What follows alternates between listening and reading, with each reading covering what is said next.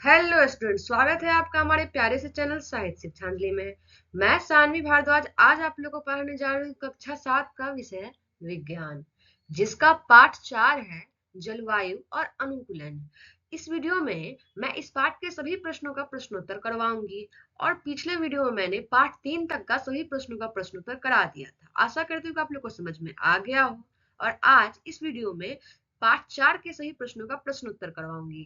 तो चलिए प्रश्न संख्या 1 की तरफ। प्रश्न संख्या 1 में है कि इस कथन को पढ़ें और सही उत्तर दें। नीचे दिया गया कुछ कथन है, कहा जाता है कि हमें इसे पढ़ना है और उसका जो सही उत्तर होगा उसका जवाब देना है। तो पहला कथन है कि इनमें से कौन मौसम के घटक नहीं है। ऑप्शन है हमारा पवन, तापमान, आर्द्रता, पहाड़। तो इसका सही उत्तर होगा पहाड़।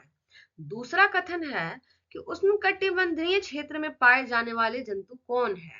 तो पहला ऑप्शन है ध्रुवीय भालू, पेंगुइन, रेनडियर, कस्तूरी मृग। तो इसका सही उत्तर होगा पेंगुइन। तीसरा कथन है कि ध्रुवीय क्षेत्र में पाए जाने वाले जंतु हैं। कौन से हैं? तो पहला ऑप्शन है टुकन पक्षी, दूसरा हाथी, तीसरा लायन टेल लंगर, चौथा ध्रुवीय भालू। तो इसका सही उत्तर होगा ध्रुवीय भालू। चौथा कथन है कि वैसे जंतु जिनके शरीर पर बालों यानी कि फर की दो मोटी परतें होती है वो कहाँ पाए जाते हैं। पहला ऑप्शन है उष्णकटिबंधीय क्षेत्र, दूसरा रेगिस्तान, तीसरा ध्रुवीय क्षेत्र और चौथा इनमें से कोई नहीं। तो इसका सही उत्तर होगा कि ध्रुवीय क्षेत्र में पाए जाते हैं। प्रश्न संख्या 2 में है कि रिक्त स्थानों की पूर्ति कीजिए। नीचे दिए गए कुछ कथन हैं और वहां पे खाली स्थान दिया गया है और उस कथन को हम लोग को भरना है। तो पहला है कि दीर्घ अवधि के मौसम का औसत डैश कहलाता है। तो इसका सही उत्तर होगा ऋतुएं कहलाता है। दूसरा है कि वर्ष भर सूर्योदय और सूर्यास्त के डैश में परिवर्तन होता है। तो जलवायु में परिवर्तन होता है। तीसरा है कि तापमान, आर्द्रता आदि के डैश के घटक हैं। तो किसके घटक हैं? तो मौसम के घटक हैं।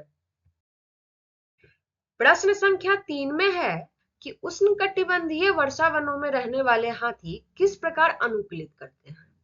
तो इसका सही उत्तर होगा कि हाथी घास और पेड़ों के पत्ते खाते हैं।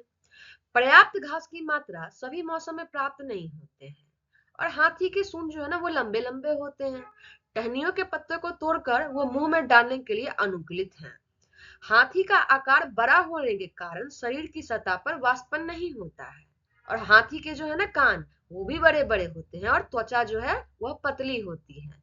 हाथी जो है हमेशा कान हिलाते रहते हैं ताकि शरीर का तापमान उनका नियंत्रित करता रहे। और अफ्रीकन हाथी जो होते हैं उनके कान जो है और बड़े होते हैं। क्यों? क्योंकि वहां अधिक गर्मी पड़ती है और इसी प्रकार हाथी अपने आप को अनुकूलित करते रहते हैं। प्रश्न संख्या 4 में है कि मौसम और जलवायु में से किसमें तेजी से परिवर्तन होता है। तो इसका उत्तर है कि प्रतिदिन हम प्रकृति में परिवर्तन देखते रहते हैं। सूर्य के उदय और अस्त होते हुए भी देखते हैं। तेज हवा का चलना, बिजली चमकना, वर्षा होना, फूलों का खिलना, इस प्रकार हम देखते हैं कि मौसम का परिवर्तन तेजी से होता रहता है। किसी स्थान पर तापमान, आर्द्रता, वर्षा, पवन, वेग आदि के संदर्भ में वायुमंडल की दिन प्रतिदिन की स्थिति उस स्थान को मौसम कहलाती है।